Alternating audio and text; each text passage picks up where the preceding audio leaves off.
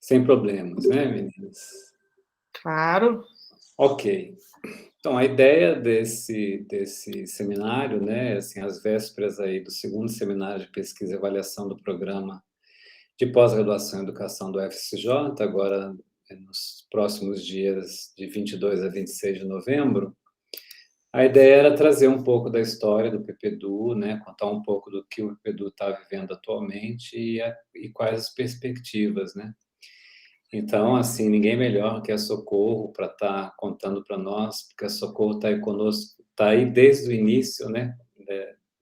Participou do projeto da equipe inicial e vem vindo até hoje, né? Então, é quem tem propriedade mesmo para contar sobre o passado do programa e o presente, né? Socorro também. Cássia e Amanda, nós trabalhamos juntos numa proposta de redefinição da linha de pesquisa do programa, né? Então surgiram duas linhas, vocês vão contar um pouco a história e também as perspectivas que vocês estão vendo para o programa, né? Então, eu acho que assim, não preciso fazer outras apresentações, né? Eu sei que a Cássia, por exemplo, ela tem graduação em psicologia, mestrado em psicologia, doutorado em psicologia social, tudo na UFMG, né? Com estágio doutoral na Federal de Santa Catarina, acho que tem um pós-doc recente também, né, Cássia? Acho que tem aqui porque não está no teu Lattes, né? A Amanda é pedagoga, né, pela Universidade Estadual Paulista Júlio de Mesquita Filho, tem mestrado e doutorado em educação, também pela mesma universidade, pós-doutorado pela Universidade Federal do Espírito Santo. Socorro ela não colocou no Lattes, não, tirou, mas se tem pedagogia pela UFMG, né, Socorro, mestrado também pela UFMG e doutorado pela UFMG também, e 3 pós-doutorados em diferentes lugares do mundo, estágio doutoral nos Estados Unidos, pós-doutorado pela University of London, King's College, Goldsmith University e o FISCAR também, né? Bom, aí vocês, para conhecerem melhor essas lindezas, por favor, consultem os currículos Lattes delas, né? Eu vou deixar vocês aí à vontade, Socorro, acho que você pode iniciar a conversa, estamos gravando, né? Um ótimo seminário para vocês, estou por aqui, vou colocar a lista de presença daqui a pouco no chat, tá bom? E vou anotando aqui as questões que tiverem aí para vocês. Bom trabalho. Obrigada, Paulo. É uma alegria rever todo mundo, né? Estar em casa, falar agora para dentro. Eu que tenho falado tanto aí para fora. Hoje mesmo participei de uma mesa de sessão especial da Amped, que foi muito interessante. E agora é um prazer estar falando aqui de uma coisa que me constitui mesmo, desde que entrei para a universidade. Eu já sou velhinha, né? Porque Cássia e Amanda são jovens.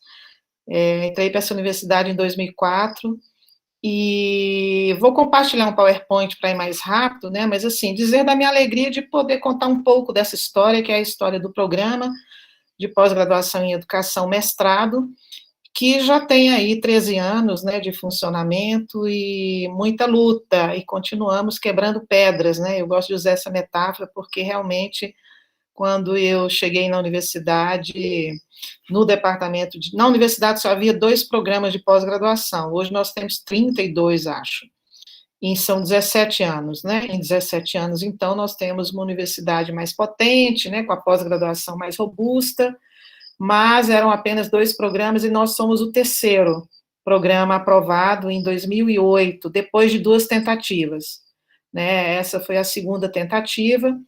Eu, particularmente, coloquei como uma tarefa quase que pessoal, porque eu não ficaria no departamento se não houvesse um programa de pós-graduação.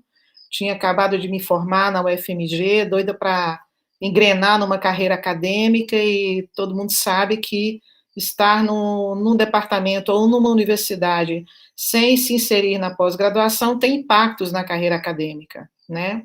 E então fomos nos reunir, havia alguns professores com perfis possíveis, né, para constituirmos isso que é essa história bonita aí já de 13 anos. Eu vou compartilhar o PowerPoint, porque tem alguns dados objetivos também, aí eu vou contando a história, mas me baseando também aqui para não, também para não passar muito do tempo, pretendo falar em no máximo 40 minutos, e as meninas vão complementar com o que elas prepararam também desse trabalho mais recente. Vocês estão vendo alguma coisa aí? Engraçado que eu não estou vendo nada. Sim. Tá. Coloca Sim. no modo da apresentação, Socorro. Eu vou colocar no modo apresentação. Eu fico sem ver vocês, mas não tem muito jeito. Deu certo.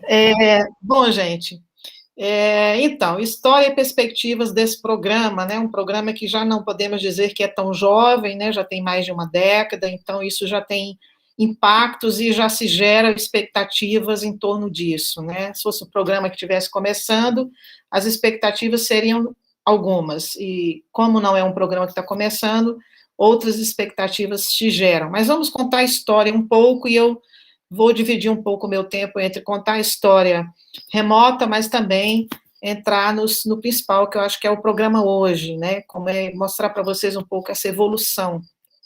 Bom, nossa turma começa com muitos desafios em janeiro de 2008, né? A primeira turma foi registrada, o programa foi submetido em 2007, aprovado, e começa-se em 2008, com esse grupo de professores que vocês estão vendo aí, apenas 8 docentes, desculpem o erro aí, docentes, que era o mínimo exigido. Hoje a CAPES exige o mínimo de 10, aquela altura era 8 docentes. E eu fui nomeada presidente da comissão que articulou essa proposta, né? Eu participei, portanto, junto com o Carlos Henrique Gerken, um saudoso colega, né, da psicologia, esteve desde os primeiros momentos no programa, saiu recentemente, infelizmente perdeu a luta pela Covid. O professor Écio Portes, do nosso departamento de educação, já aposentado, aposentou-se recentemente. O professor Laerte Abreu Júnior, também do departamento de educação, e já aposentado, né? Professora Lúcia Helena Pereira Pena, querida, também já aposentada, do departamento de educação. Murilo Cruz Leal, saudoso, querido Murilo, lá do departamento do DECENAT, né, colega do professor Paulo, e a Ruth Bernardes de Santana, que era do departamento de psicologia também, junto com o Henrique Gerken, e o Vanderlei Cardoso de Oliveira, no nosso departamento de educação. Vocês estão vendo que só sobraram, então, eu e o Vanderlei, para contar essa história remota. Como ele não pôde estar aqui, eu falei, vou com o maior prazer, porque poderíamos estar eu e ele aqui dividindo também essa conversa.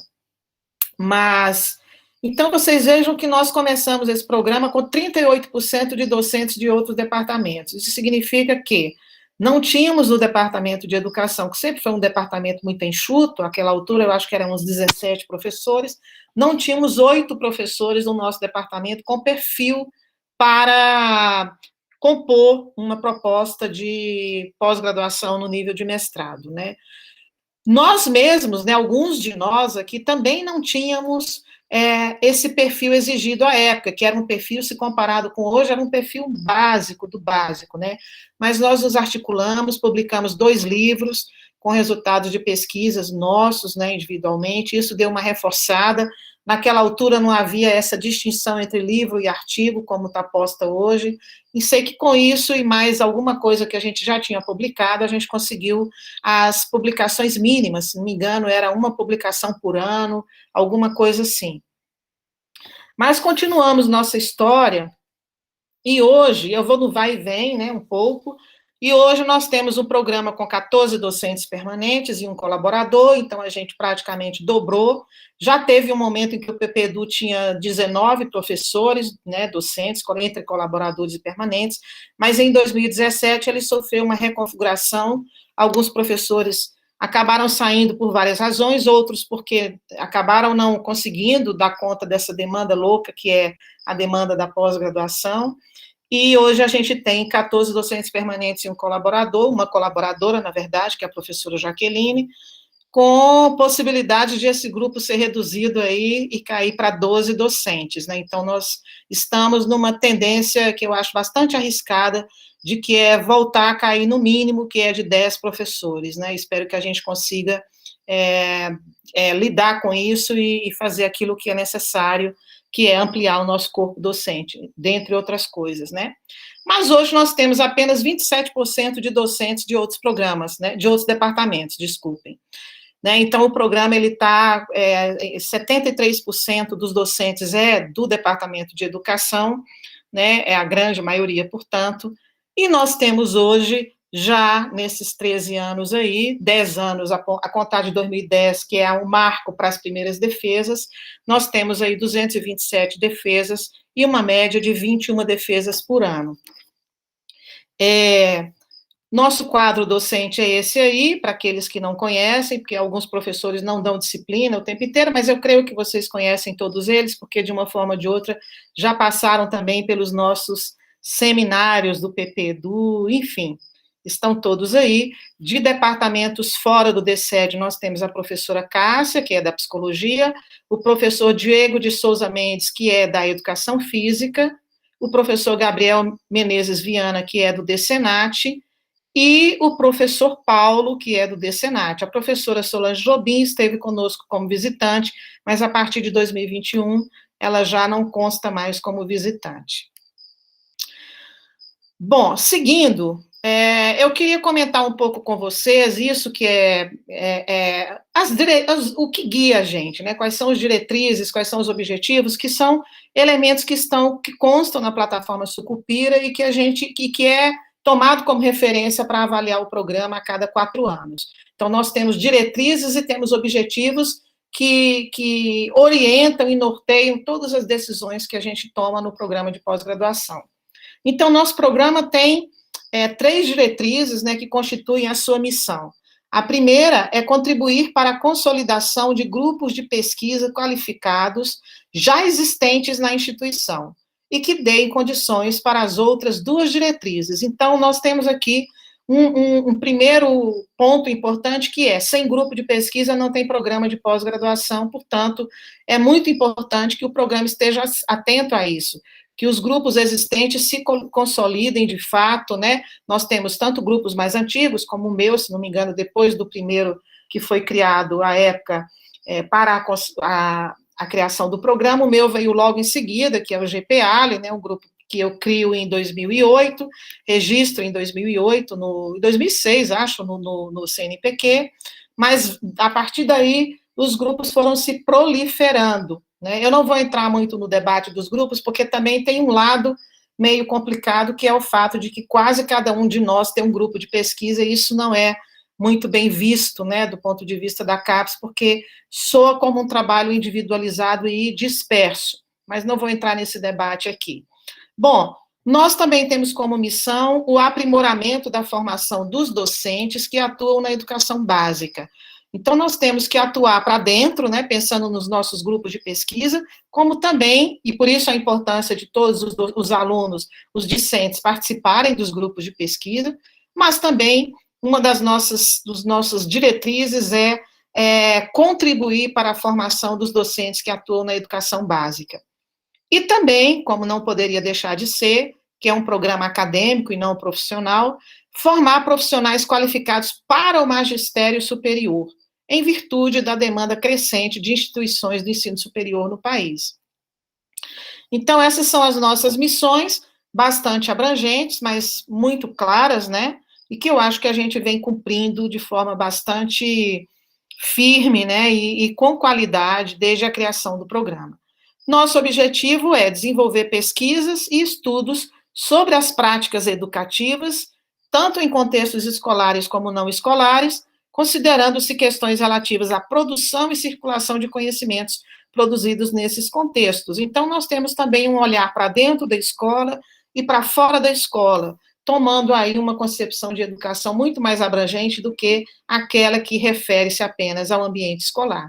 Então, a educação é um processo que ocorre tanto em espaços formais como não formais. Então, fazer pesquisa em educação é também se ater a objetos não escolares. Bom, e o nosso corpo docente atual, qual é o perfil? A minha avaliação do que eu conheço de outros programas, eu também sou professora no programa de pós-graduação da UFPE, que é um programa já bastante antigo e que tem doutorado, o que tem também implicações no perfil dos docentes que ali trabalham, mas considerando programas que têm apenas mestrado, que é o nosso caso, eu acho que o nosso perfil avançou muitíssimo na minha avaliação, e eu espero que a CAPES reconheça isso. Então, eu trouxe para vocês um pouco do perfil atual dos docentes do PP-Edu, para vocês conhecerem aquilo que está no nosso relatório e que foi enviado para a CAPES. Nós temos um movimento muito importante do grupo, eu diria quase a totalidade, né, de professores e professoras que estão querendo aprofundar a sua formação de pesquisadora. Isso se reflete como? Se reflete nos 85% de docentes que já têm pós-doutorado. É um nível alto, se a gente considerar outras realidades, né? E nós temos ainda o destaque de que esses 30% foram de pós-doutorados feitos no exterior, em países como Inglaterra, Estados Unidos, e França e Portugal, e aí a questão da língua inglesa aparece, né, como um viés, e acho também que é um percentual, se não é tão alto, mas é um percentual relativamente significativo. Por quê? Porque sair do Brasil para estudar fora sem financiamento está cada vez mais difícil. Não é à toa que as saídas para a Inglaterra, Estados Unidos e França, por exemplo, são saídas um pouco mais recentes, exceto a minha, que na época em que a gente tinha, né, bons financiamentos aí, com bolsas de pós-doutorado, dando suporte para que a gente tomasse essa decisão. Mas ainda assim, nós temos um dado significativo em termos de perfil.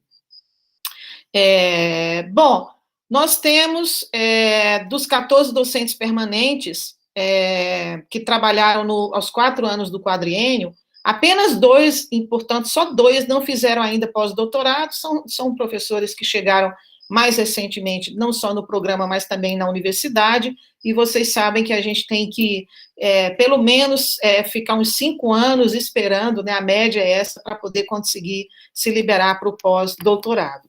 Nós temos a presença de uma bolsista de produtividade, e eu quero destacar isso porque na Universidade Federal de São João del Rei, esse é um lado muito limitado da universidade, nós temos apenas 30 docentes dos 800 e poucos docentes da universidade que têm bolsa de produtividade, portanto, fazendo uma carreira dentro do CNPq, e que é um nível já de competitividade no campo acadêmico muito mais complexo, muito mais alto, muito mais difícil, principalmente se a gente considerar a nossa área, que é a segunda maior área na CAPES, a segunda maior área na pós-graduação, e isso significa que o volume, nós temos 5.000 professores permanentes, né, na área de educação nesse país, então a competição é muito grande, né, são 5.000 docentes querendo a mesma coisa, às vezes para 1, 2 bolsas por área, né, então é muito competitivo essa coisa da carreira no CNPq.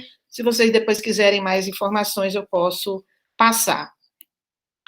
Bom, eu queria destacar isso, porque nós também tivemos um movimento, e aí esse é um dado limitado, porque eu fiquei 3 anos fora do programa, fora de São João del Rei, né, eu passei pela experiência do Recife, ainda continuo, e pode ser que essa lista não esteja atualizada, mas eu queria destacar que nós tivemos muitos professores estrangeiros visitando o programa, nessa década, né, com a sua criação. Nós tivemos o professor, e aí isso é resultado das nossas articulações em pós-doutorado, né, das nossas articulações em eventos internacionais, nossas que eu digo não são minhas apenas, mas de outros colegas, né, então nós tivemos o professor Brian Street da Inglaterra e da Leslie Bartlett dos Estados Unidos, Judith Green dos Estados Unidos, esses 3 são vinculados a mim mesmo, porque trabalhei com todos eles, né, o William Colbert, que é dos Estados Unidos, vinculado ao trabalho do professor Paulo, o Gerry Ávila, que é vinculado ao trabalho da professora Paula, né, da Universidade de Illinois, esteve aqui conosco em 2017, se não me falha a memória. Teve também a Elsie Rockwell, e são grandes nomes, né, do campo acadêmico na área da educação, né, queria destacar por isso também. A Elsie Rockwell, do México, e a Judith Kalman, do México, tiveram aqui também, a partir de uma articulação minha e do professor Henrique Jerken, elas passaram aqui, a Judith Kalman deu curso aqui, deu palestra, ficou uma semana de visitante, a Elsie Rockwell deu palestras, o Gerry Dávila fez visita ao grupo de pesquisa que a Paula coordena, a Judith Green esteve aqui também dando palestra, e a Leslie Bartley fez visita de uma semana, o Brian Street ficou um mês de professor visitante, deu palestras, reuniu com o nosso grupo de pesquisa e eu coordenei a vinda dele. Então, eu acho que, diante da ausência de financiamento, né, que a gente vem sofrendo desde 2014, precisamente, agravando-se mais nos últimos 3 anos, a gente tem tido poucas oportunidades de continuar trazendo interlocutores para visitar o programa, e isso é um ponto muito importante, não por causa de língua, simplesmente, mas pelas trocas de experiências que tanto nos enriquecem, né? Bom, eu queria debater, então, agora, né, esses dados, fazendo essa pergunta, que não é uma pergunta fácil de responder num tempo tão exíguo, mas é preciso perguntar o que significa ter um programa de pós-graduação num departamento de educação, na nossa universidade, né? Então, como eu responderia essa pergunta de uma forma mais objetiva, né? Primeiro, um programa de pós-graduação é importante porque o perfil dos docentes vai se ampliando em relação à experiência com a pesquisa, e isso causa impacto na graduação. Então, o programa de pós-graduação, quem está no programa de pós-graduação vai se definir em termos de perfil de pesquisador, diferentemente de quem não está no programa de pós-graduação. E o impacto positivo na formação lá na graduação, sem dúvidas, o pesquisador que está na pós-graduação tem condições de causar um impacto mais positivo no sentido de que ele está, se não está, precisa estar imerso no campo acadêmico, sintonizado com as pesquisas mais recentes da sua área de pesquisa, e todo esse conhecimento a gente leva para a sala de aula. Às vezes eu escuto os alunos falar, mas professora, a senhora fala tanta coisa, tem tanto conhecimento, quer dizer, esse conhecimento, ele vem naturalmente da nossa formação mesmo, como pesquisador, né? Não é assim, você lê um texto e reproduziu, é um processo, né? Então, estar na pós-graduação nos impõe, de certo modo, a necessidade de ter um perfil mais arrojado na pesquisa. Por isso que eu acabei de falar, por uma maior inserção dos docentes no campo acadêmico, né? Quem lê Bourdieu sabe que está na pós-graduação, se cria aí um mecanismo de distinção, né? E esse mecanismo de distinção faz com que quem está na pós-graduação circule dentro do campo acadêmico de uma forma diferente daquele que não está. As interlocuções, as redes de atuação e de interação são diferenciadas quando você está na pós-graduação, e é claro que aqui eu não estou querendo fazer, nesse caso, dizer que é melhor ou pior, é diferente, e isso te traz consequências em relação ao seu perfil, e a gente espera que também na própria atuação, né? E aqui agrega valor, ou deveria agregar ao departamento, isso aqui é meio que uma reclamação que eu tenho sempre, né, ou um lamento, de achar que na UFSJ não necessariamente estar na pós-graduação é visto pela administração geral da universidade como um fator fundamental que agrega valor ao departamento e impacta na graduação. Nós somos uma universidade ainda com uma visão muito de colégio, talvez pela experiência da universidade ser muito recente, e muitas vezes a gente é visto como, não, você está lá por escolha, e não porque é necessário que, estando numa universidade, você se dedique à pesquisa. Muitas vezes, a gente acaba, com a nossa sobrecarga, trabalhando mais, porque a visão institucional não contribui para que a gente tenha uma valorização, a valorização necessária, esperada e fundamental que precisa ter a pesquisa e a pós-graduação que aquele professor faz na pós-graduação, o trabalho que ele faz. Então, eu sinto isso na UFSJ e lamento muito, e estou dizendo isso porque tenho experiência com uma grande universidade, que é a UFPE, e vejo lá um tratamento diferenciado, né? Na UFPE, por exemplo, se você faz pesquisa, você só dará, no máximo, 8 horas aula. Aqui, você dá o mínimo e é pressionado para abandonar a pesquisa e dar mais hora aula. Então, é uma inversão de valores. Então, nós aqui acabamos vendo o nosso trabalho mais como sobrecarga. Acho que é sobrecarga para qualquer docente no país que esteja na pós-graduação, porque somos um país em que ainda não temos o investimento necessário para que a gente possa se dedicar ainda mais à pós-graduação sem sentir tanta sobrecarga, né? Mas, naturalmente, ao se inserir no programa de pós-graduação, nós vamos ter aulas que exigem maior nível de aprofundamento, portanto, dar aula para vocês, e dar aula, por exemplo, no curso de doutorado, né, no programa que já tem doutorado, obviamente, é diferente em nível de aprofundamento que o professor precisa ter quando ele dá aula para uma turma de graduação. Então, isso significa que a gente tem um nível de preparação, né, precisa ser um nível de preparação muito mais arrojado para você conduzir uma disciplina em nível de pós-graduação, porque você está trabalhando com os últimos degraus na formação do sujeito, né, a titulação de mestrado e doutorado, e a responsabilidade, portanto, é muito grande. Então, faz parte do nosso trabalho orientar e se responsabilizar de alguma forma pela titulação dos alunos. Então, os alunos que estão na nossa responsabilidade serão os mestres e doutores que vão ocupar espaços, né? As novas gerações vão chegar à universidade, ocupar os espaços que a gente ocupa hoje, e a gente quer sempre fazer o melhor e a melhor formação com a maior qualidade. E por isso, a exigência e a responsabilidade é grande, né? Faz parte do nosso dia a dia lidar permanentemente com um projeto de pesquisa. Nós não podemos deixar de estar envolvido num projeto de pesquisa, isso é uma condição sine qua non. Então, nós não podemos dizer, eu vou dar uma folga, eu agora não quero saber de projeto de pesquisa por uns 2, 3 anos. Não, não é permitido, não é possível, faz parte do nosso trabalho, somos avaliados por isso, então nós estamos permanentemente desenvolvendo um projeto de pesquisa, às vezes em condições adversas, né? Temos uma exigência enorme de que esses projetos de pesquisa gerem publicações num nível mais elevado.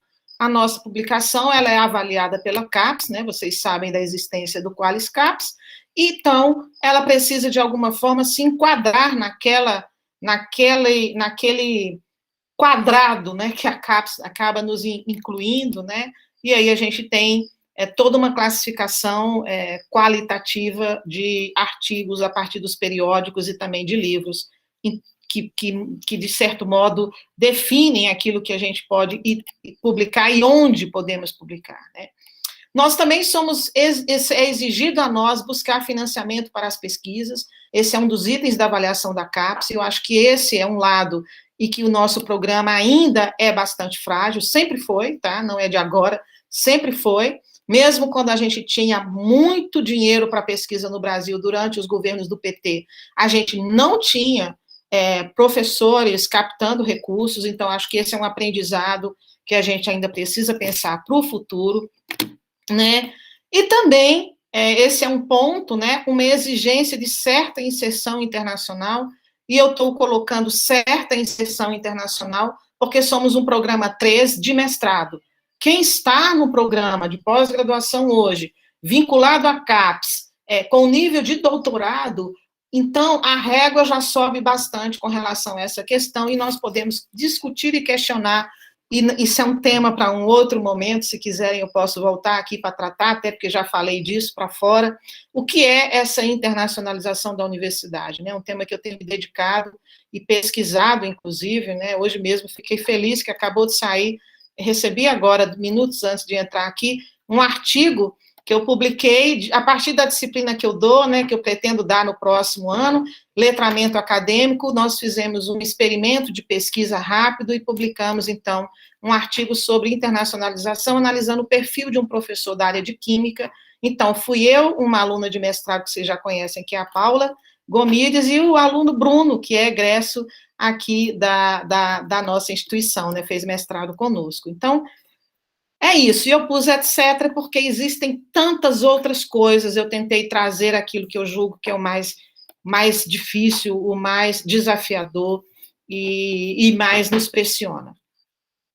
Bom, eu queria dizer que nosso perfil de docentes, além de termos quase todos com pós-doutorado, nós também temos 100% dos nossos docentes do quadro de permanentes, né, porque são aqueles que são avaliados pela CAPES, quem é colaborador não é avaliado pela CAPES, que publicaram em revistas Qualizar. Eu acho que demos um grande salto do ponto de vista da publicação se comparado com o quadriênio anterior. Isso é bastante animador para que a gente consiga uma nota 4. Eu estou na maior expectativa com relação a isso, né? E nós destacamos ainda que 80% dos docentes permanentes publicaram artigos A1 no quadriênio. Isso é um dado relevante. Artigos A1, vocês sabem, são um artigo em revista com maior nível de exigência, né, para a publicação, com mais competição, com mais dificuldade. Significa que o nosso quadro de docentes está bastante competitivo. Eu estou usando essa palavra que não é boa, esse é um grande viés da avaliação da CAPES que a gente tem questionado, que é estimular essa coisa da competitividade. Então, está todo mundo correndo para publicar um artigo Qualis A1, né, e a gente sabe que é difícil, mas nós conseguimos que, nesse quadriênio, 80%, ou seja, quase a totalidade dos nossos professores tem um artigo A1 ao longo dos 4 anos. Bom, considerando-se os periódicos A1 e A2, né, que são os dois que estão lá no topo do Qualis CAPES, né, que são aqueles que são indexados em bases internacionais para serem consideradas A1 e A2, como o Cielo, por exemplo, nós podemos afirmar que neste quadriênio, 37% da produção do PP-Edu tem um viés internacional. Com base nesse dado objetivo, considerando esse item de publicação, que é um dos itens quando a gente discute internacionalização, nós estamos bem, né, com 37% de docentes publicando em artigos com viés internacional, que é o A1 e o A2. E os nossos egressos, também de 2017 para cá, depois de uma política que a gente instituiu, né, de exigir que os alunos submetam artigos para defender, também estimular, né, a parceria com os docentes e publicarem juntos, porque essa não era uma cultura instituída aqui no nosso programa, né? Então, nós temos hoje essa realidade que é bastante animadora. Dos 61 estudantes titulados nos últimos 4 anos, 40% deles publicaram resultados das suas pesquisas, sendo que 76% destes que publicaram fizeram na forma de artigos em periódicos de B4 a A1, ou seja, foram publicações avaliadas pelos pares, né, que são os artigos, e apenas 24% na forma de capítulo de livro, que é um outro tipo e um outro formato de publicação que tem um peso diferenciado na avaliação. Com isso, eu não quero dizer que capítulo é inferior a artigo. Eu estou aqui expondo como a CAPES vê, mas a minha luta, inclusive, dentro da própria CAPES, nos fóruns que eu ocupo, é para nunca deixar que o livro deixe de ser uma das nossas principais formas de publicação, porque é através de livros e dos grandes livros que a gente leu que a gente se formou e vem se formando como pesquisador. É da natureza da nossa área, né? E a alegria de saber que a quase totalidade dessas publicações foi feita em coautoria com os nossos 15 docentes do programa.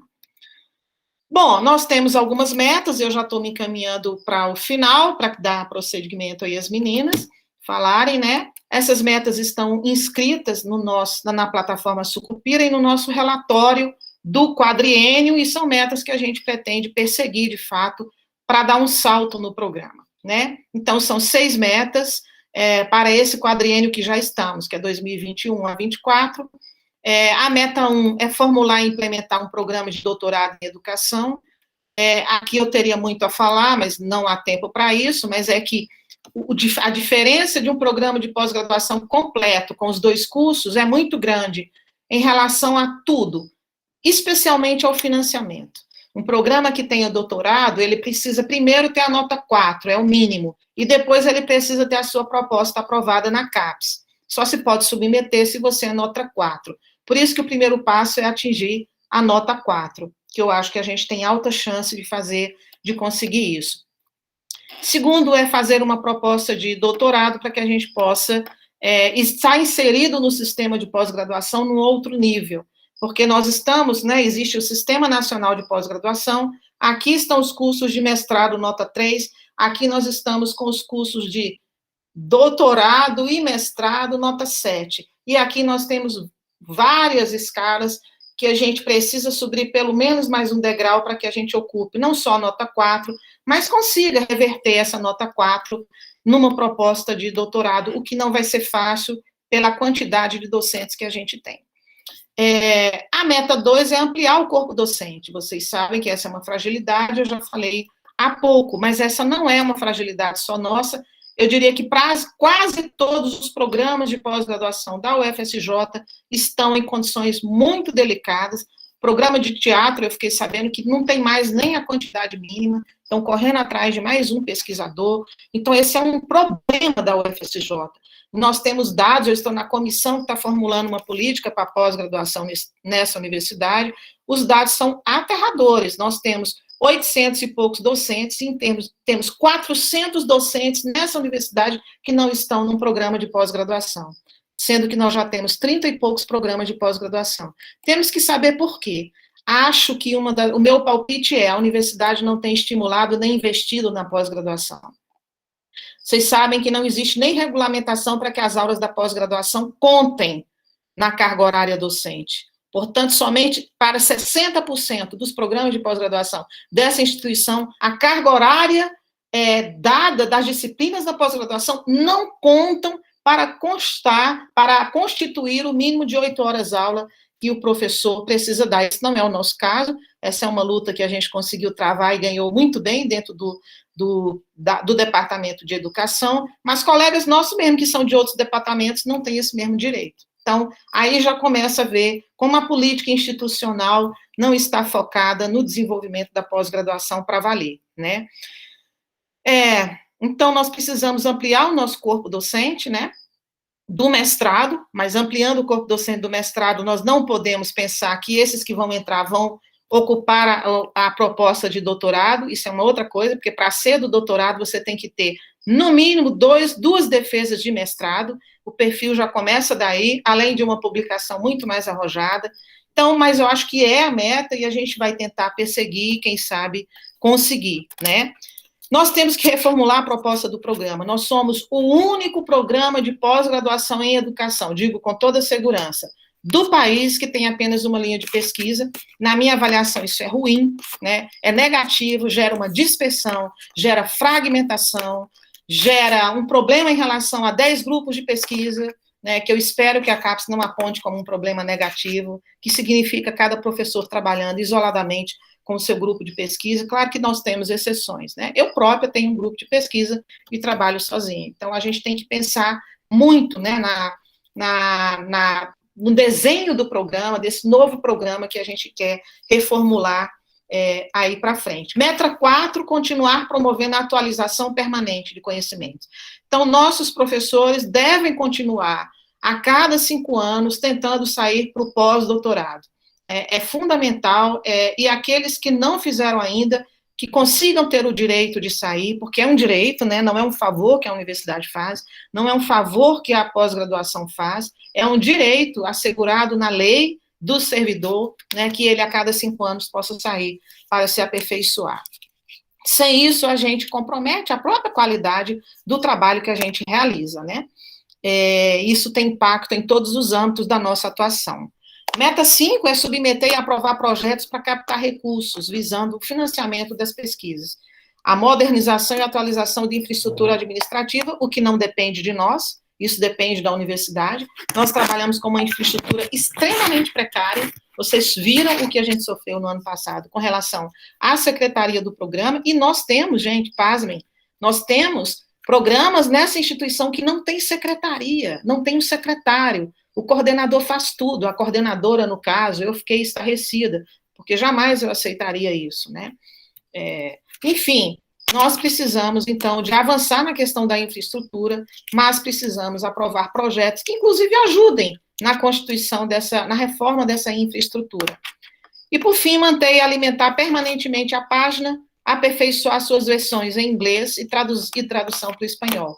Esse é um grande problema, nós não temos na instituição um setor que cuida disso, nós vamos precisar, inclusive, fazer urgentemente um pequeno texto para colocar em inglês lá na plataforma da nossa página, porque a assessoria de comunicação, aliás, a assessoria de relações internacionais me mandou um rascunho que eles fizeram lá, que eu achei completamente fora daquilo que é a realidade dos nossos programas. Nós precisamos, inclusive, colocar isso na página, porque nós colocamos na nossa quadrienal que a gente ia ter uma versão em inglês do site. Simplesmente não existe na universidade esse serviço, enquanto nas outras universidades esse é um serviço que existe, né, prestado pelo corpo técnico da instituição. Bom, gente, eu paro por aqui, espero não ter tomado tanto tempo, né, e passo a palavra imediatamente para as minhas colegas. Espero que não tenha caído, eu estou com uma internet um pouquinho instável hoje, não sei se todo mundo me ouviu? Ouviu? Que bom, fico aliviada. Então, quem vai falar agora é Cássia ou Amanda? Vamos lá, então. Nós duas. Nós duas vamos apresentar agora.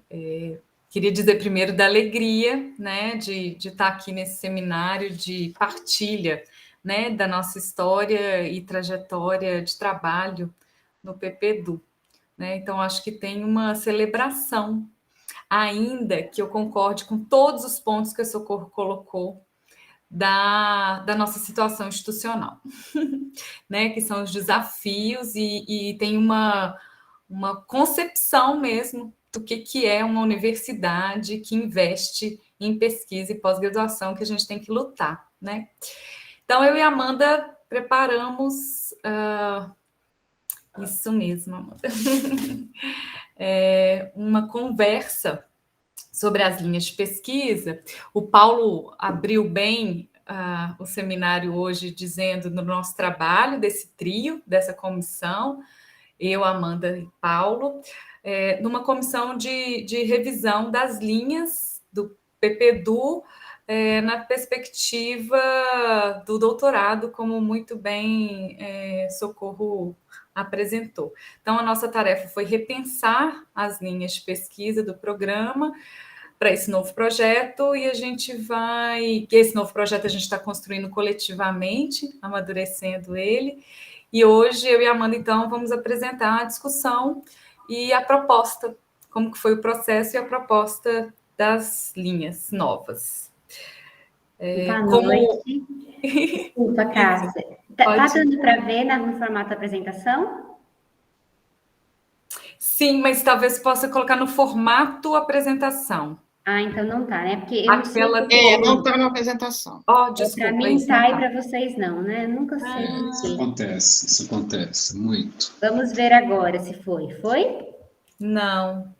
Alguém sabe me falar como que eu faço para ir? Porque às vezes vai, às vezes esse vai. Aí, isso, tenta esse, é isso que eu ia... Foi? Não. E se você, Amanda, sair... Não, deixa eu ver se tem jeito. Antes de você projetar, você colocar, tem jeito? Já aconteceu isso em outras situações, não sei por que dá isso. Mas a gente está conseguindo ler, espero que a gente consiga ler. Amanda, posso dar uma sugestão? Pode, deve. Passa o mouse no símbolo do PowerPoint, vai aparecer uma janela de tela inteira. Vê se vai acontecer isso com você. Não, na aba de trabalho aí embaixo, aí, onde fica todos os programas.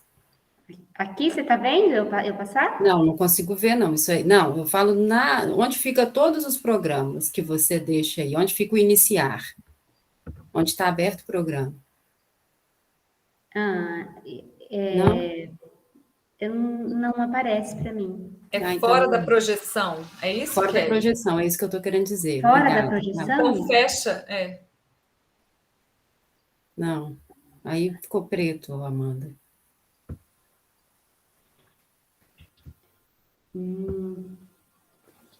Não foi, né? Eu pus de novo. Não. Será que a gente não consegue ler mesmo nesse formato? Põe uma tela de letrinha aí para a gente ver. Esse aqui, vejam esse. Foi pro segundo? Não. Nem foi, né? Amanda, boa noite. Foi. Opa, a voz da sabedoria na tecnologia. Quem me dera. Boa noite para todas e todos. Amanda, para de fazer a partilha de tela, e quando ele te perguntar o que você quer compartilhar, fala que é a tela inteira, não uma janela. Tá. Acho que é um... A tela inteira. E aí você... exatamente, é isso mesmo. Aí você clica na janela que você vai, na tela inteira, aí que vai aparecer no meio da janela branca, né? E aí você vai conseguir, a gente vai ver a sua tela por inteiro. Aí quando você começar a apresentar, o que você vê, a gente vai ver. Ah, sim, mas eu Você já não não vai estava ver. vendo também. Tá indo para vocês? Sim, agora sim. Tá, só falta clicar no PowerPoint, porque está aparecendo a tela do computador. Tá. Aí agora você pode colocar para apresentar que vai rolar. Tá dando para ver até as pastinhas. Cuidado com o que você mostra aí, hein, garota? Bom, vocês vão ver que eu trabalho muito. Vamos ver aqui. Então. Agora manda apresentar. Isso. Agora Eu sim. disse a voz da Eu sabedoria. adoro a voz da Quem sabedoria. dera, bondade da socorro. Cadê? Deixa eu tirar aqui. Pronto.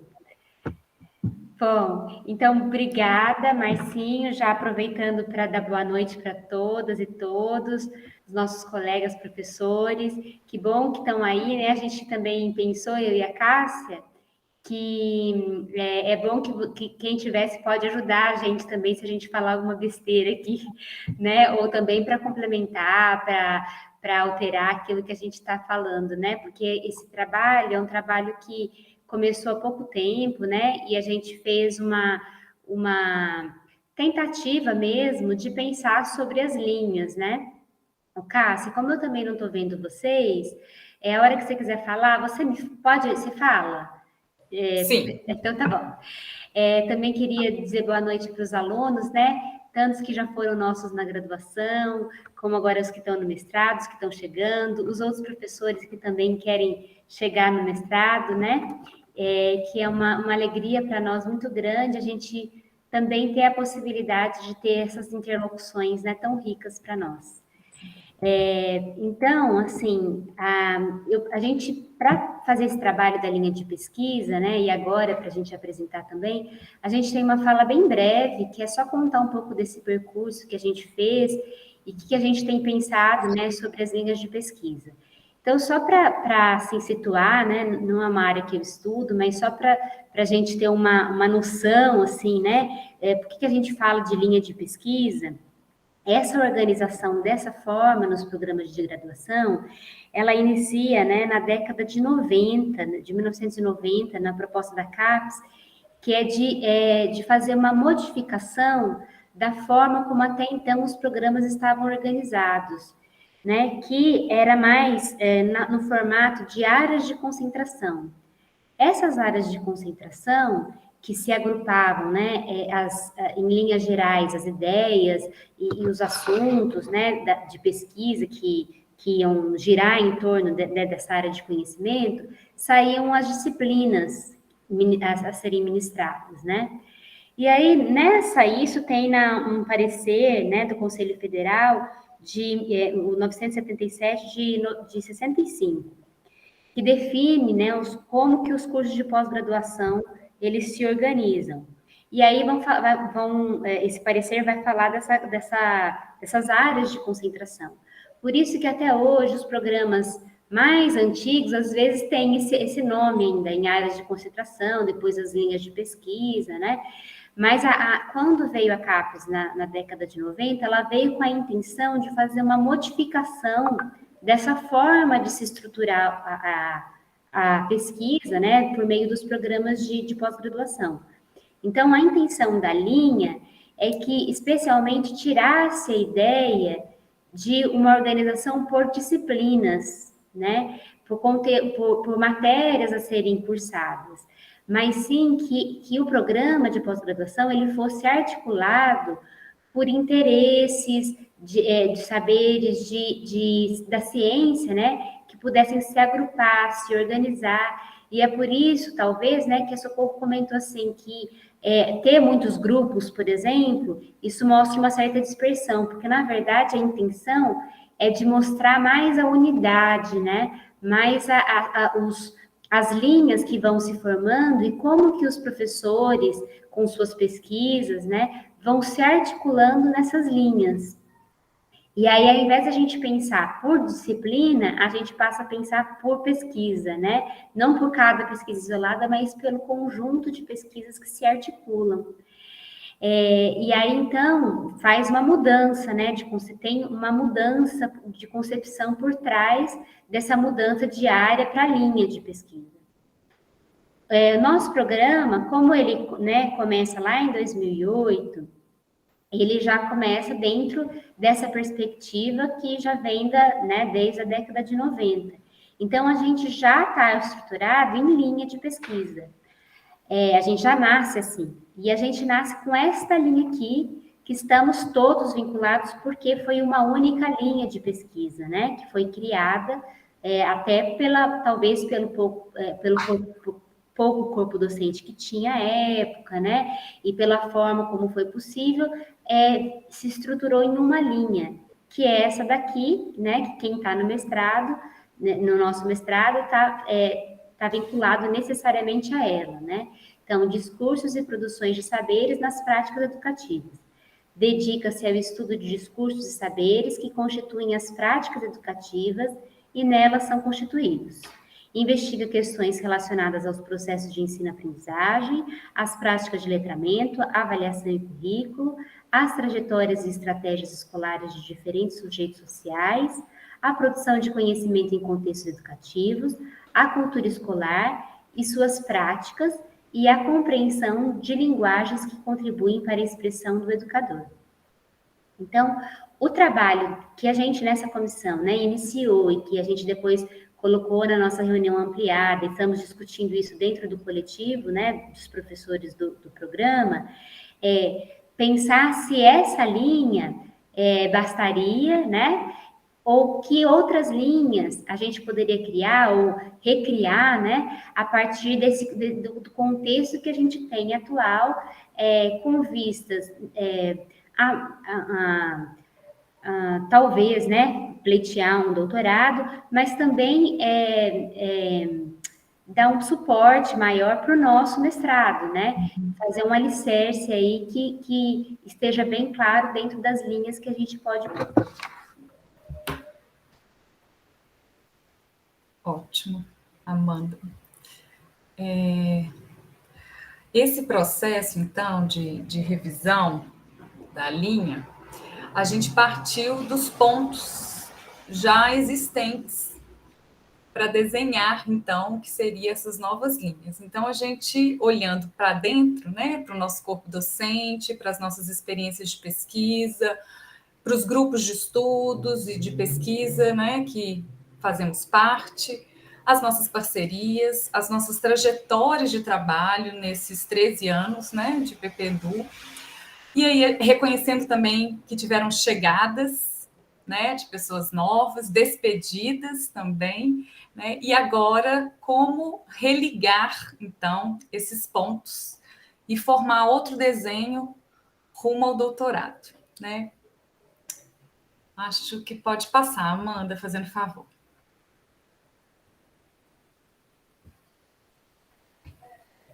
Não passou? Passou. Nessa direção de ligar os pontos, nós fizemos também um exercício de olhar mais detidamente para as nossas produções, especificamente as nossas dissertações nessa década, né? Um pouco mais de uma década.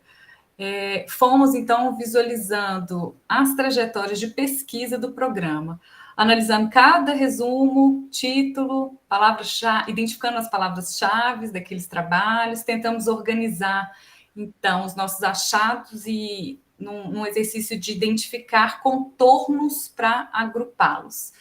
E assim nós fomos colecionando aí referenciais teóricos e autores, né, identificando que temos produções na perspectiva histórico-cultural, na perspectiva freiriana, da teoria Torrede, do Bourdieu e vários outros autores e referenciais, né? Dentro das metodologias e métodos, a gente também foi identificando a fenomenologia, a história oral, a história de vida, as narrativas, cartografias, etnografias, observações, diários de campo, entrevistas, análise de documento e um monte de conjuntos, então, de caminhos, né? para se produzir o conhecimento. E um terceiro possibilidade de contorno aí foram os objetos de estudo, né?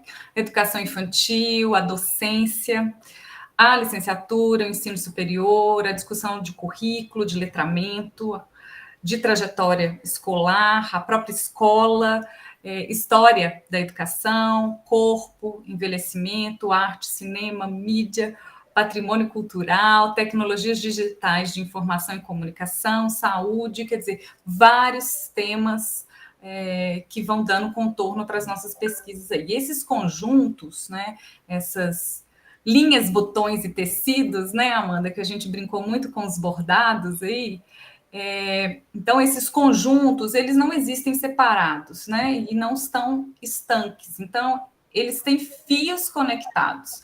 Quando eu escolho um objeto ou uma teoria, estes puxam a metodologia, ou ao escolher um método, este dá contorno a um objeto, ou se a gente escolhe uma teoria, ela traz uma concepção metodológica, ou interroga o seu próprio objeto. Então, esse foi um exercício bem inicial de pensar isso aí, e assim a gente foi formando essa trama das nossas pesquisas aí, e repensando os nossos grupos de pesquisa. Amanda, pode seguir, por favor. Então, a partir dessa organização, a gente também deu uma olhada nos grupos de pesquisa, e aí só para a gente situar, no nosso site, tem 10 grupos aqui descritos, mas a gente já viu que ele não está bem atualizado, né? Eu já acho que são 9 agora. Se alguém estiver falando alguma besteira, algum professor me ajuda. Então, a gente tem esses grupos, né? De alguma forma, eles também vão mostrar para a gente esses objetos, essas teorias de fundamento que a gente foi observando nas pesquisas que já estão publicadas, que a gente olhou. A gente separou para o professor, né, e foi olhando a cada pesquisa como elas estavam estruturadas. Então, se a gente ligar com os grupos, a gente percebe uma relação bem próxima, né, como os grupos também estão organizados. Então, a gente tem grupo de estudos e pesquisa em cultura digital, mídias e educação, né, que tem os professores Diego e o professor Marcinho que estão no programa, né, grupo de pesquisa, culturas, letramento e inclusão, redes abertas. Esse aqui que é o que não tem mais, que é o que mudou, ou Cássia? É o da professora Jaqueline? Da Jaqueline, isso. Ele está desativado.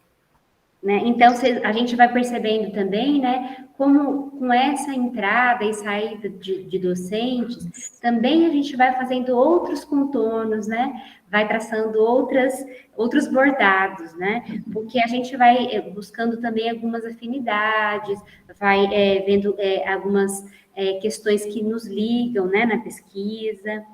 Então, a gente tem também outro grupo, que é formação docente e processos de ensino e aprendizagem, que tem o professor Paulo e o professor Gabriel, então os dois também do programa, né? Estou falando... Esse foi desativado também, Amanda. Já foi desativado. Esse grupo também foi desativado. Ah, esse também está desativado? Então, olha, já são 8. Tinham professores que saíram do programa, e aí nós criamos um outro, que é o GPECTUS, que precisa atuar lá na página do PPDU. Eu vi aqui que precisa fazer isso, ainda não foi feito, mas vamos fazer logo, tá bom?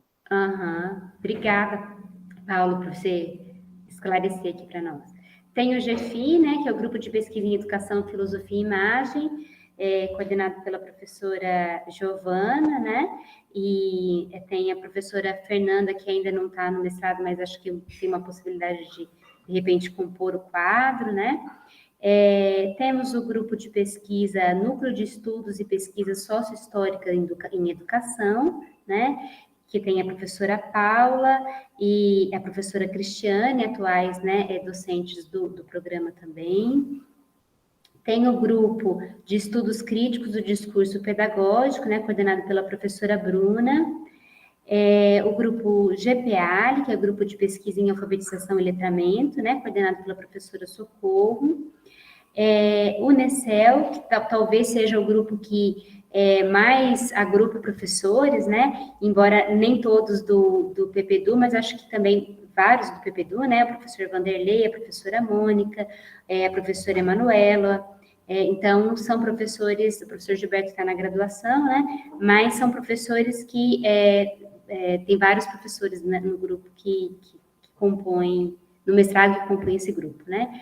Núcleo de Estudos em Saúde Coletiva, né, que é coordenado pela professora Cássia, e o CRIA, né, Centro de Respeito às Infâncias e Suas Aprendizagens, que é coordenado por mim, né, e tem outros professores da UFSJ, mas que não estão ligados ao mestrado. Então, às vezes é difícil a gente conseguir, né, se articular dentro dos grupos por conta dos interesses de pesquisa, né? A gente, embora todos temos um viés bem forte dentro da educação, mas são, ou como a Cássia já colocou, né? Ou objetos bem diferentes de estudo, ou então concepções teóricas que vão alicerçando as pesquisas, que marcam bem também a divisão dos grupos, enfim. Mas agora estamos constituídos dessa forma, né?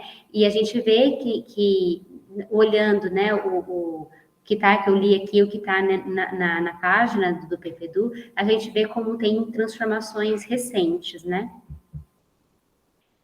Bom, e aí a partir dessa organização que a gente fez, desse levantamento, de olhar, né, tudo que tinha sido produzido até então, especialmente pelos professores que compõem agora o PPDU, a gente pensou que a gente pode estar organizado em duas linhas, né? Então, a gente deixaria aquela primeira, né, que a gente começou apresentando por ela, e aí a gente pensou, então, numa composição de uma primeira linha, que seria escolas, discursos e produção de saberes, estudo de discursos e saberes que constituem as práticas da educação básica e superior, e nelas são constituídos questões relacionadas aos processos de ensino e aprendizagem, às práticas de letramento, avaliação e currículos, produção de conhecimento em contextos educativos, culturas escolares e suas práticas, escolas, famílias e comunidades, compreensão de linguagens, saberes e aprendizagens docentes,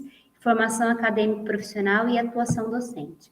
Então, essa primeira linha, a gente pensou em produções de saberes que estão mais voltadas para a escola, né? Ou para esse universo que tem uma relação com os discursos de produções de saberes que estão mais envolvidos dentro de instituições escolares, né? Uma segunda linha, então, eu e a Amanda fomos escolhendo imagens, né? Vocês foram vendo imagens de arte, de bordados, principalmente.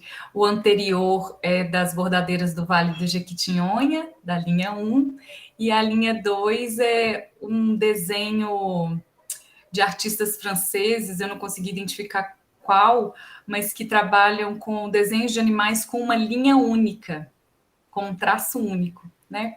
Então, essa segunda linha é a educação, cultura e sociedade. Socialização, processos formativos e práticas culturais, memória e patrimônio, educação em contextos não formais e informais, sujeitos e trajetórias de vida, saberes, relações culturais e práticas de cuidado, artefatos culturais e suas mediações, né? Arte, cinema, tecnologias digitais e mídia. Então, como a Amanda abriu a linha 1, a gente acabou se organizando, de certa forma, por dois agrupamentos entre a educação formal, a escola, na linha 1, e a educação em contextos não formais e informais também, ampliando aí o diálogo com a cultura, né? E, por fim, né, Amanda, chegando no último bordado, a gente reafirma, né, que não se faz pesquisa sozinho, né? Não se produz conhecimento isoladamente. Então, a gente precisa dos grupos de pesquisa, de estudo, os grupos de estudos e as linhas de pesquisa, né? Dos nossos parceiros, dos diálogos, dos congressos, dos debates, das publicações, das defesas, dos alunos, das aulas, dos seminários, né? Os variados diálogos, então, com o campo de conhecimento, com as teorias, os nossos objetos de estudo, as nossas metodologias, principalmente as nossas inquietações e provocações a partir da realidade social, né? Que nos permitirá, então, bordar o PPEDU. Isso. Que lindeza! Eu também quero fazer um PowerPoint assim. Eu quero saber qual é o nome desse. No meu não tem nada bonito assim. Eu também estou aqui Parabéns, pensando nisso. Eu quero fazer slide só assim, desse jeito, né? Fica bonito. O ensino remoto me qualificou para isso, Paulo. Olha, tá vendo? Escolheu muito bem, né? Um trabalho manual, artesanal, né? Com o ensino remoto, um contraste fantástico, né? Relaxa, dá uma aliviada, né? Na tecnologia. Muito bom, meninas. Parabéns aí pelas apresentações, pelas falas, pelos esclarecimentos. Vamos aí abrir para o debate as questões. Vocês podem aí perguntar, podem ligar o microfone aí, fazer perguntas, ou no chat, se se sentirem melhor, né? Está aberto.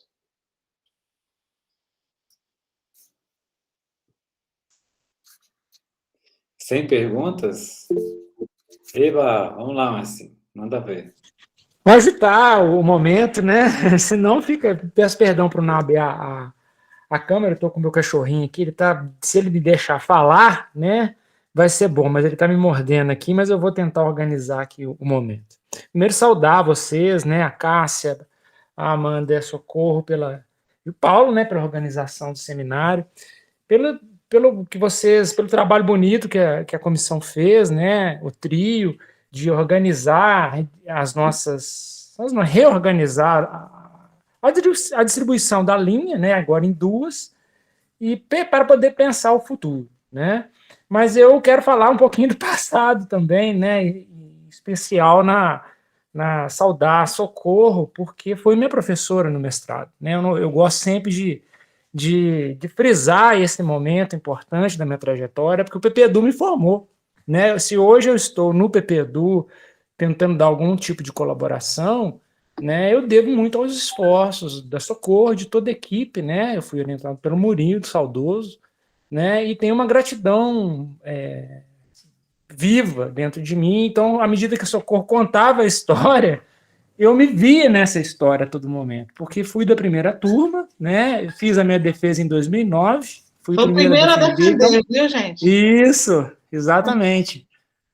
Então, eu tenho um carinho muito grande por toda essa equipe, né, que inaugurou essa trajetória, e hoje tenho orgulho de estar como colega de vocês, né? Então, para mim, ficou uma história que definiu profissionalmente os meus caminhos, né? Eu fui embora de São João, fiz o concurso fora, depois fiz outro concurso em São João, e tive a oportunidade de me integrar e entregar, né, ao processo de pós-graduação, do qual eu tenho muito orgulho, né, de ter sido nele formado e ajudar hoje a seguir, né, na formação de novos pesquisadores. Então, para nós, aí eu falo agora no plural, vida longa, né, força, porque a gente tem que ter serenidade para tratar, porque não são apenas, né, sorrisos, a gente tem incongruências, nós temos muitos desafios, como vocês mesmos colocaram, mas muitos deles ficam numa cortina de fumaça, que é na relação, né, que a gente estabelece com os nossos pares. Nem sempre as coisas são simples de serem resolvidas, mas a gente está aí para aprender, né, e à medida que a gente acerta e erra, a gente vai se constituindo enquanto pesquisador, né, enquanto pessoa, enquanto, né, enfim, um membro que faz parte dessa rede bonita que a gente vivencia aí no dia a dia, tá bom? Então, meu abraço na figura da Socorro, mas para todos e todas presentes. Obrigado. Obrigada, Marcinho. É uma alegria enorme ter você aqui, né? Nesse momento, ter você no programa, para a gente só mostra que o programa tem a sua contribuição e a sua função social, né? Nós temos também a professora Paula, né? Aproveitando para lembrar, que foi nossa aluna do PPEDU, se não me engano foi da segunda turma, não sei se foi da primeira, já não lembro. Nós temos também a professora Emanuele, que é egressa da UFSJ, do nosso curso de pedagogia. Então, a gente tem isso para comemorar, e temos muitas coisas para comemorar, sem dúvida, né? Então, é uma alegria, né, ter um colega como o Márcio, como a Paula, né, e como a Manu, de quem fui professora, né, dos três. Então, eu já estou velhinha, né? Ai, ai, muito bom. Obrigada, querido. Acho que o Ricardo quer falar. Ricardo Cepini, do DCNAT. Olá, pessoal, boa noite. Boa noite, Cássia, Amanda, Socorro, Paulo.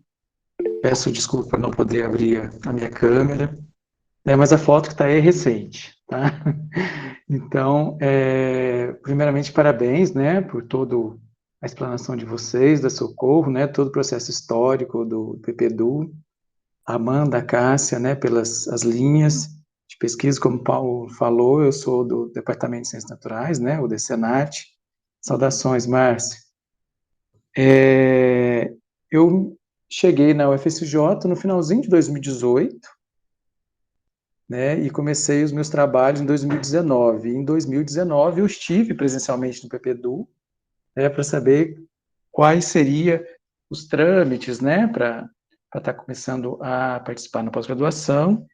E a simpática secretária, que agora não me recordo o nome dela, né, explicou tudo, como seria todo o processo, né, de credenciamento, era para estar vendo no site, está encaminhando e-mail, isso foi feito, né, e agora estou no aguardo aí, né, de todo esse processo, desse credenciamento, e ver como vai ser.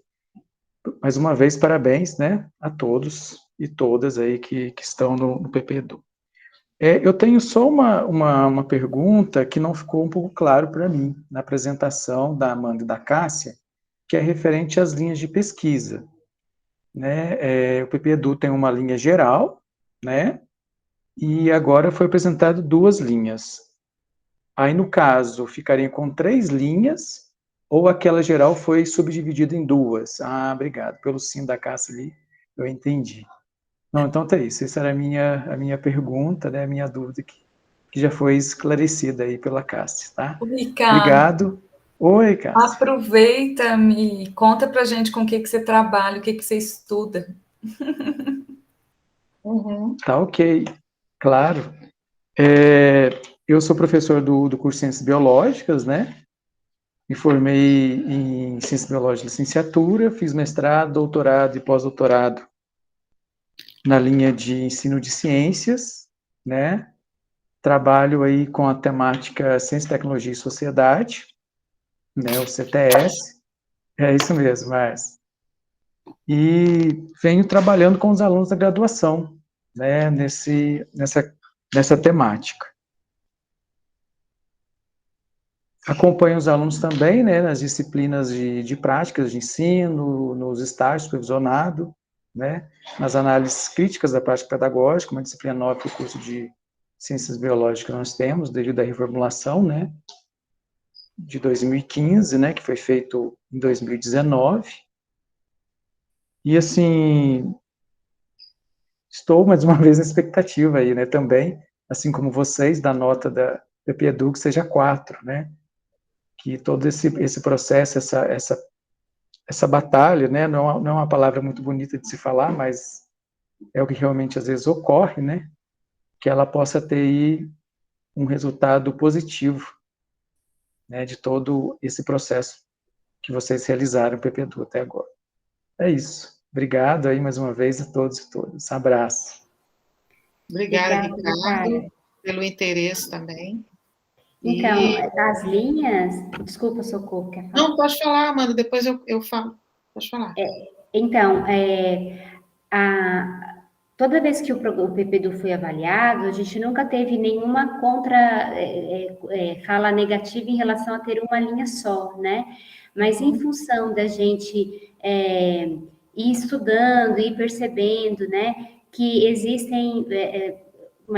uma diversidade grande, né, de pesquisas dentro do PPDU e dos outros programas não se organizarem normalmente em uma única linha. A gente está fazendo esse movimento, inclusive agora, né, que a gente está aguardando a avaliação, né, mas também já está se preparando para a próxima, porque é assim, né, como acho que a Socorro comentou, não dá para a gente falar, não vamos parar um pouquinho, né, assim, em termos da pesquisa e tal, e também de como a gente vai construindo isso para a próxima avaliação. Então, a gente pensou em substituir, né, essa linha que existe por essas duas agora, e aí isso vai compondo aos poucos, né, esse novo quadriênio que agora a gente está vivenciando. Então, a gente também espera essa avaliação da CAPES para a gente também poder, acho que até fazer isso com mais força, assim, no sentido de ratificar que ficaremos com essas duas linhas, né, e tal. Então, acho que é um pouco nessa intenção também que a gente está substituindo uma linha por essas duas, né. Perfeito, Amanda, obrigado, viu? Isso, e aí a gente só pode credenciar novos docentes depois que tivermos a avaliação, porque se o programa passa para... Se a gente credencia com o perfil nota 3, é de um jeito, se a gente credencia com o perfil nota 4, é de outra forma, porque, obviamente, a exigência de publicação é diferente. Então, a gente avalia que precisamos esperar mesmo, saber o que a CAPES vai dizer sobre o programa, se vamos conseguir subir a nota e quais seriam as exigências para um programa nota 4. A gente até já sabe, né, porque está na nossa ficha de avaliação, mas elas são diferentes das exigências que a gente tem para um programa nota 3, né? Então, aguardar, Ricardo, e agradecer pelo seu interesse, ir aí se preparando, né, preparando as publicações na área da educação, que eu imagino que você já deve estar fazendo, né, aproveitar e publicar, porque, sem dúvida, a questão da publicação, ela é, digamos assim, ela demarca, né, se você pode ou não entrar, né, a publicação é o primeiro ponto, dentre outros, mas esse é o mais importante. Mas obrigada pelo interesse, né. O Decenat sempre esteve com a gente, né, ainda está bastante, tem o Paulo e o Gabriel, teve o Murilo, né, e é isso. Ok, Socorro, obrigado, viu? Abraço. Outro? Mais alguém? Ricardo, tem um doutorado sanduíche lá nas Ilhas Baleares, lugar que eu sou louco para conhecer, lá em Ibiza, loucura para ir lá. Tem que colar um tempo no doutorado dele. Bom, não sei se o pessoal quer fazer mais perguntas aí, algumas colocações, comentários. Se não, acho que está legal, né? Missão cumprida. Eu queria lembrar aqui somente do nosso seminário, né, de pesquisa e avaliação, que vai ocorrer agora de 22 a 26 de novembro. Os trabalhos estão sendo avaliados e a programação vai sair logo, né, afinal. Então, ainda dá tempo de fazer inscrição, né? Não dá tempo mais para submeter trabalho, mas ainda dá tempo para fazer inscrição. Então, adorei esse encontro nosso aqui, tão leve, né, trazendo a história e mostrando a realidade, para onde a gente está indo, e essas perspectivas, com gente querendo chegar e entrar, né? Muito bacana. Acho que nós estamos no caminho, né? Eu quero agradecer imensamente Cássia, Amanda, né? Queria ver isso lá na reunião ampliada, mas o vídeo está gravado. Vou mandar para o pessoal, né? O pessoal foi lindo, parabéns. Socorro, muito obrigado. Com tanta coisa, né? Você está aí de novo conosco, aí dando a força.